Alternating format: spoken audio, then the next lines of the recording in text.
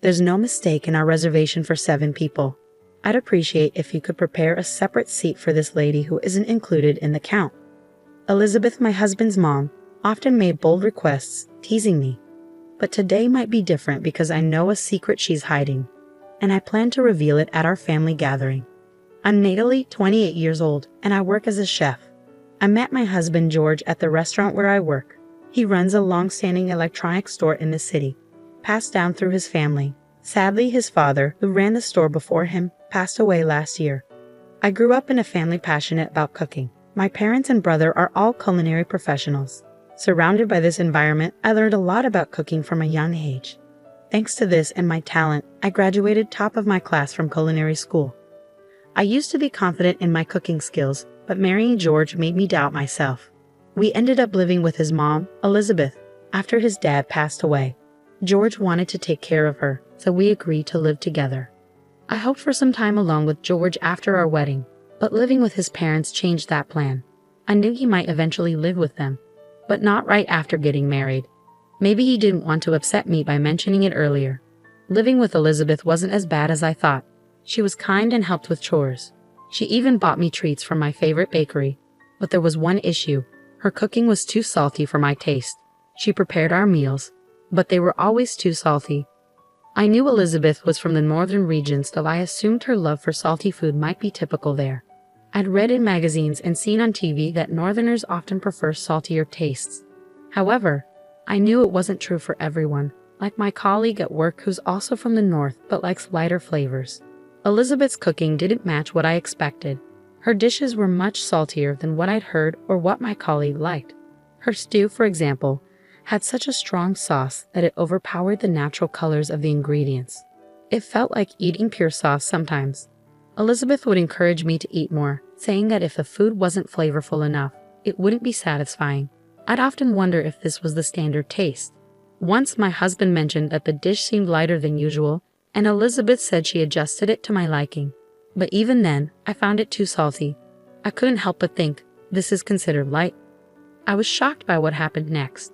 Eating Elizabeth's heavily seasoned food every day seemed to dull my taste buds. I started doubting my ability to taste properly, especially when cooking at work. Luckily, the head chef did the final taste checks, so it didn't affect the dishes much. But it worried me a lot. To deal with Elizabeth's cooking, I started making my own breakfast before she woke up. It helped me keep up at work, but it made her cold towards me. She started ignoring me when I greeted her in the morning. One evening, I asked her opinion on a dish I'd worked hard on. She questioned if I'd seasoned it right, saying cooking basics were important. She added more sauce, saying it needed more flavor. It made me feel like she thought I was being arrogant about my cooking skills. But I was just worried about health issues. I couldn't shake the feeling that there was a reason behind Elizabeth's sudden change in behavior. My husband has 2 older sisters who welcomed me warmly into their families from the start of our marriage. They even offered to help if I ever had any problems with their mother. Their support made me feel valued even though we were just getting to know each other. Their husbands were also friendly, which added to the family's warmth. Especially Emily, who has a delightful 5-year-old daughter. We were preparing for her big birthday celebration, and I happily agreed to help with the food. The table was filled with a variety of dishes, each colorful and inviting. Emily praised the spaghetti I made, saying her daughter loved it. Her appreciation made me really happy. She even thanked me for the delicious spaghetti with sparkling eyes. Emily also shared a stew she made, which she was a bit shy about. She encouraged everyone to try it, especially her daughter.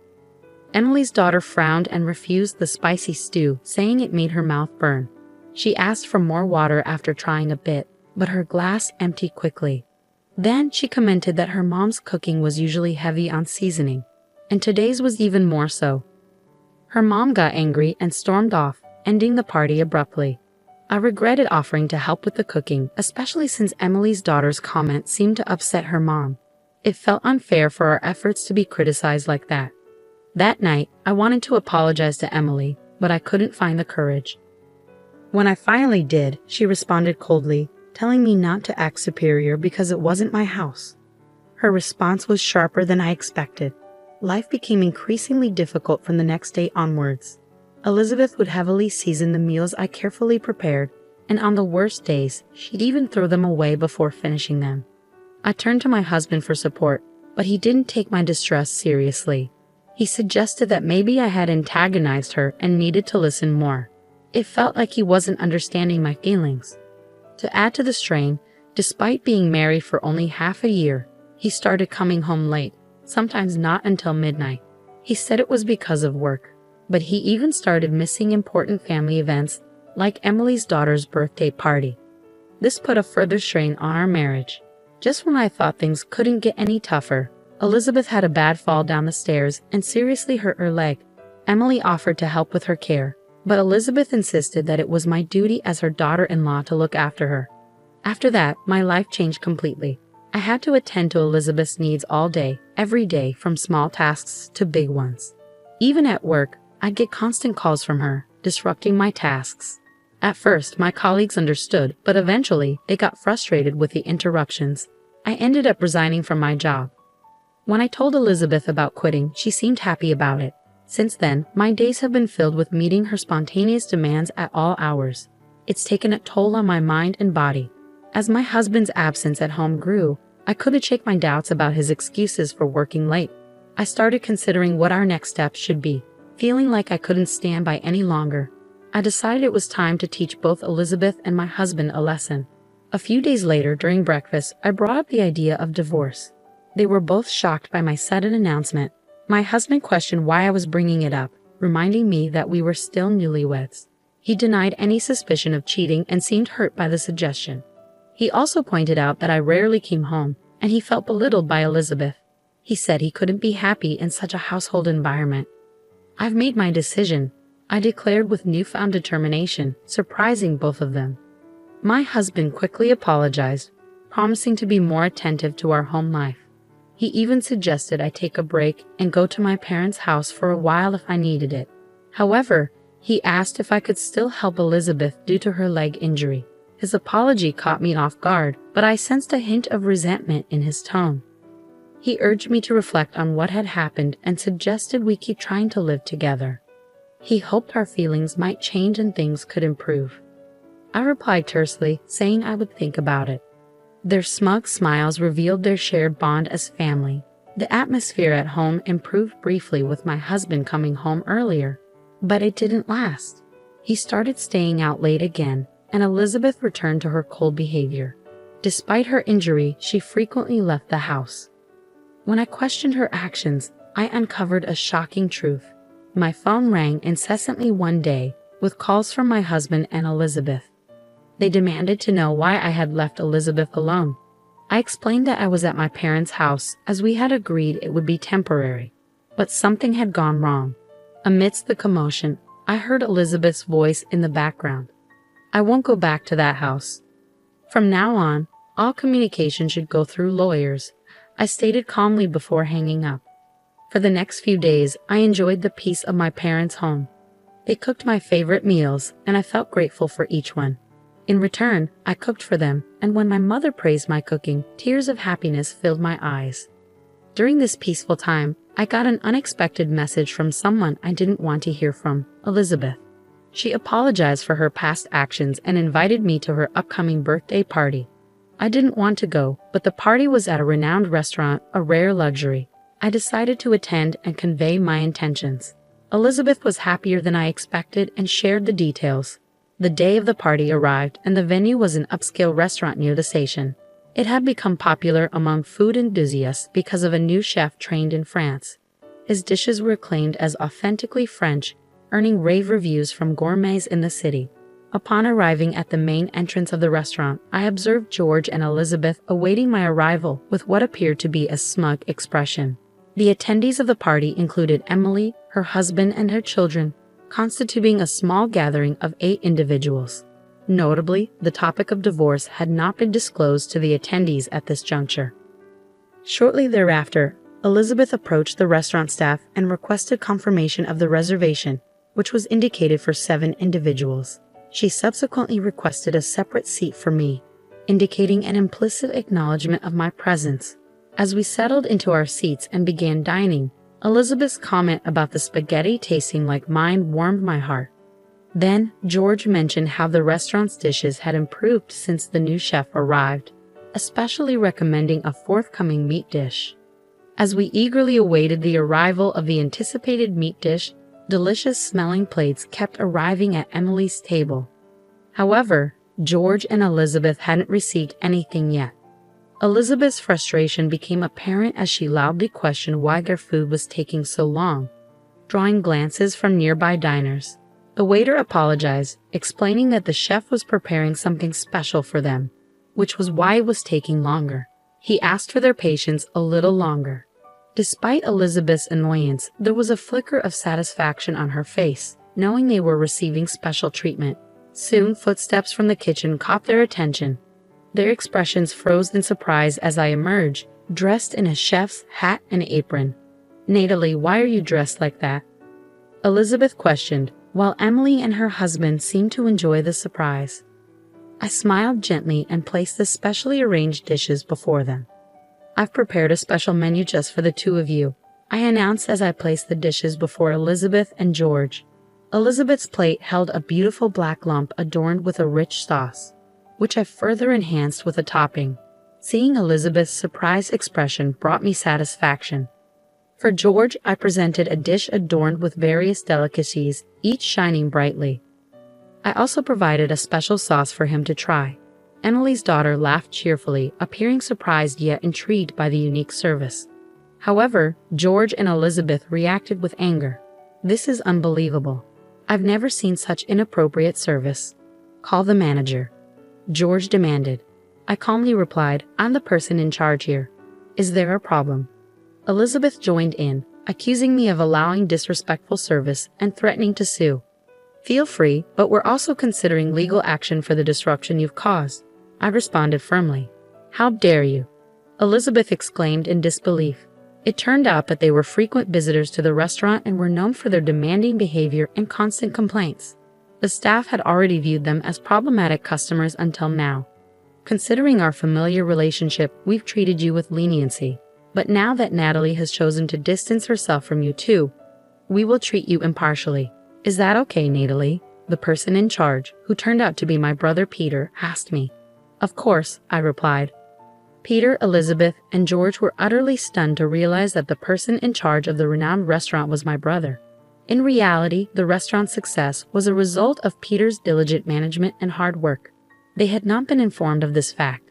Despite not attending our wedding due to work commitments, Peter had sent a generous gift. He had never spoken with Elizabeth or George before, but he remembered their faces from pictures he had received from family gatherings he couldn't attend. "I couldn't go to the wedding, so I wanted to say hi when you came to visit, but every time you guys seem too busy with your friends," Elizabeth told George and Emily. They looked surprised. "We didn't know. Can you tell us more?" Emily asked, trying to sound happy, but her eyes showed she was serious. "We actually came here to eat with some store owners from the town's market. It's popular now to eat at these new restaurants," George explained. Just then, a waiter came up. "You forgot this last time you were here," he said, handing Elizabeth a shiny earring. "You often eat here with guys who wear earrings. Isn't that risky?" I was surprised by Emily's question but laughed. "Well, it's not exactly like that. He's secretly dating the woman who works at the flower shop across the street." George looked shocked. "How did you find out?" "A few weeks ago, I felt suspicious and hired a detective. They took photos of him having dinner with her here and even going into a hotel together. To be honest, I don't think it was a good idea for you to marry her. I'm planning to get a divorce. Just be ready for that," George said, speaking openly about divorce for the first time. For me, it wasn't a surprise. I had expected it. Just remember to pay the alimony. "Don't worry. I recently made a big business deal, so I'm financially stable now. I'll happily pay all the alimony," George assured.